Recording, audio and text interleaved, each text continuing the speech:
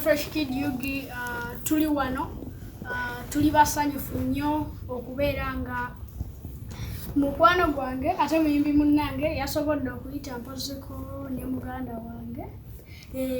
Tuli basanyufu nnyo kubeera ffenna twegasse wano okubayozaayoza kubeera nga yasobodde okuyita ekyomukanda sikyo basika ne musajja afono muganda wa Kapingi afunye 14 bonga wano.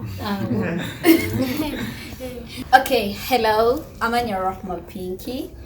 Ndi glad okubeera nga I'm celebrating myself. Nice senior 6 yange out of many criticisms because many thought nti nyimba at the same time soma, and I was in a candidate class, so it was unexpected nti nyinza okuyita. So many people were like tajja kusobola kuyita tenga ayimba, tumulaba ku TV ate she is not in school, ayinabeera mu ssomero, tajja kusobola kuyita. With God's grace I passed with 3 principal passes ne subsidiaries zange zombi nenziyita, and I'm thanking God and I'm applying for my dream course. Ntingenda ku dream course bulijjo gye mpulira gye njagala mu mutima. Points zange nasomye ne zivayo nga zintwala ku course bulijjo gye njagala okukola. Ndi musanyufu nnyo era nga neebaza Katonda ne mami wange okubeera nga mbeereddewo yasobola osasula school fees. Katonda mbeereddewo mu buli mbeera kuba buli kye nasomanga alhamdulillah kyayingira ate ne mbiteeka ku pepa n'abamaakinga ne babiyisa. Gange nga Mutabazi Paulo gwe mumanyi bulungi Fresh Daddy. Nina essanyu lingi naweeredde muwala wange ono gwe mulaba yakubye senior 6 n'agikuba olukumu mutwe. Obudde buno abala kudda ku 11 endala eddako ate era nga ngenda mutuusaayo.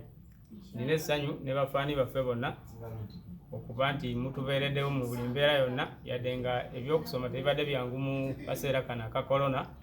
Omwana yakikubye ndowooza naye asobola okwogerako gye muli. Ni wano ndi musanyufu nnyo olw'okubanga nakoze bulungi senior 6 n'empita era ngenda ku campus. Wafunye mmeka? Points. Nafunye 11 points. Nebaza nnyo tata wange okumbeererawo na buli omu yenna ayina ambeereddewo ne Katonda. Fresh Daddy, wakoma ddyo leero ono omukyalo omukulu. Olw'essanyu eririwo siyinza butamuleraako kubanga ekintu kye yakoze tekikoleka. Abamu bakoma mu senior 1. Waliwo abaana basomye nabo okuviira ddala mu mbeera gye tuyiseemu ng'era bwe mumanyi ebyaffe. Ayina abaana kale abagenda balemererwa senior 1 senior 2 naye yasobodde okulwana n'atuuka ku top yaki.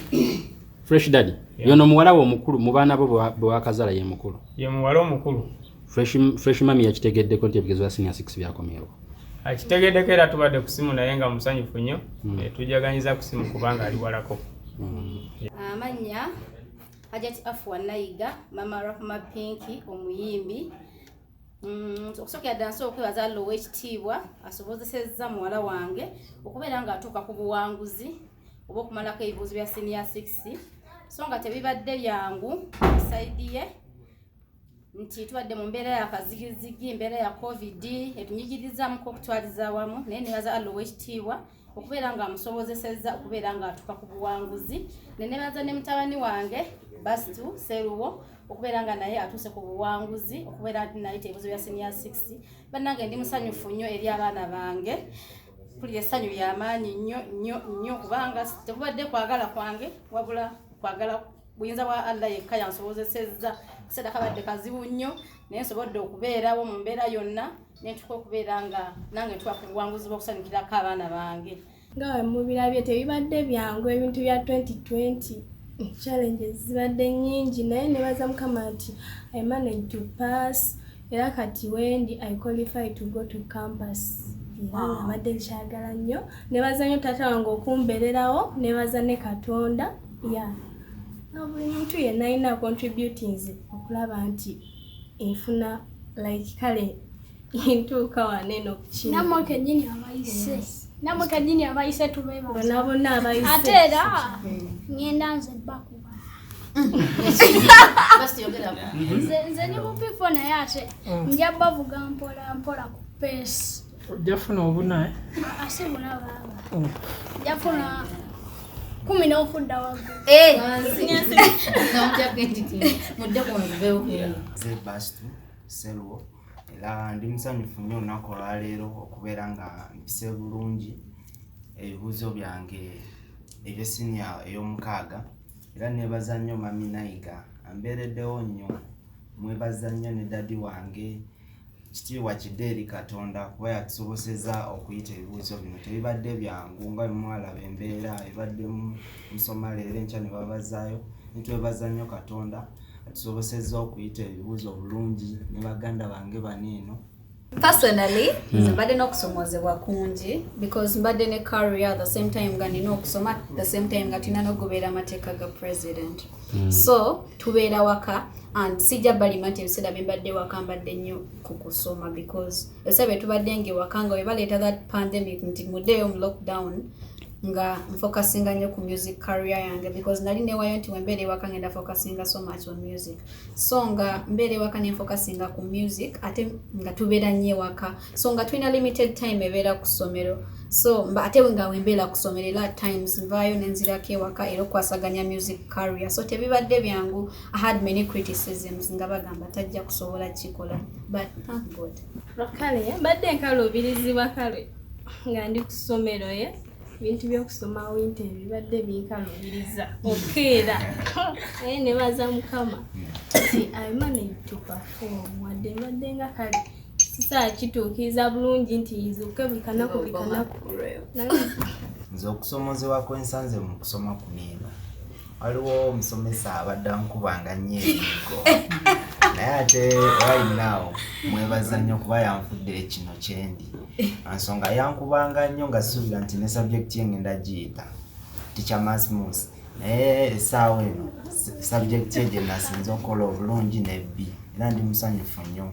Music akyagendera ddala mu maaso era ekigenda okulaga nti music akyagendera ddala mu maaso akaseera kano olw'essanyu olungi lye nnina newaddeyo okubeera nga omwana wange muta mbeere nga mukwasa management egenda okubeera nga etambuza music we olw'ensonga nti ndi musanyufu gyali kati kyenjagadde okuba nga mumukoleera olwaleero mbeere nga mujja mu mikono gyange mbeere nga mukwasa management empya ebeere nga emutambuza. Kati olwaleero ngenda okwasa manager Joel omwana wange nabeere nga mumanaginga music we ne mu birala byonna ebigwa mu kategore ya music. Manager Joel Rama Pinky wuuyo music we mbadde nawe mutuusizzaako ngezezzaako ng'era mama bw'alina okubeera naye mbadde nsaba nti oleme kuddirira ogende bugenzi mu maaso obeeko naye w'omutuusa okusinziira w'omusanze we mbadde mutuusizza. Well, amannya nze Lugamba Yoweri ndi musanyufu okuba ngenda kumanaginga omwana alina ekitone kito ate ng'era tusuubira bingi. Fresh Kid naye ndowooza waali awo bagenda kubanga bakola n'abantu abalala. Management yaffe yanjawulo era tutunuulira okukola projects ezigenda okukyusa ensi si mu music yekka naye tugenda kugattamu ebintu bingi. Music we bamukola kyuse mulaba okukyukakyuka kw'embeera y'obudde n'ebirala bagezaako okuzimba abantu obweraliikirivu mu Uganda depression naki bingi oluvannyuma politics n'ebirala bitawanya bannayuganda obwavu naki so bano abaana okuba nti baana bato we trying to see how can make them beacons of hope in Uganda n'abaana abalala kimanyi betujja okuba nga tukola ki and yakoze bulungi takyali mwana muto kati akuze so agenda kujja mu music akola ebintu ebirala bingi era mugenda kuba mubiraba. Mama w'omwana ono ogenda musuubiza ki okusobola okuba nga kwesiganya ebintu by'olina okuba kukola nga manager? Tetusikolanga nze ng'omuntu administration jajja otunula kati management yaffe erimu abantu bangi kitegeeza si nze nzekka obanga akwataganya ne gavumenti so kijja kuba kimwanguyira nze bw'alaba nga sikoze bulungi alina abantu bangi ab'okwogera nabo abali mu management so tujja kukola era tumuwa assurance nti omwana agenda kugenda waggulu.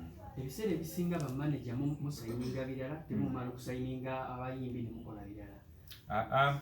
Eno management ndala kuzibaddewo okugeza kubibadde abayimbi bonna badde badduka bagenda kusaba akasente wa President Museveni naye nga bwebabuuza nti gwe ki kyokoze mu mbeera ebaddewo tebakulaga kye bakoze twagala bikyusa gwe ki kyowa eggwanga okulisaba kino gwe ki kyoleeta kati ffe bye tuleeta mu public byanjawulo tugenda kukyukira ddala musuubire ekyenjawulo kyensobola okubategeeza.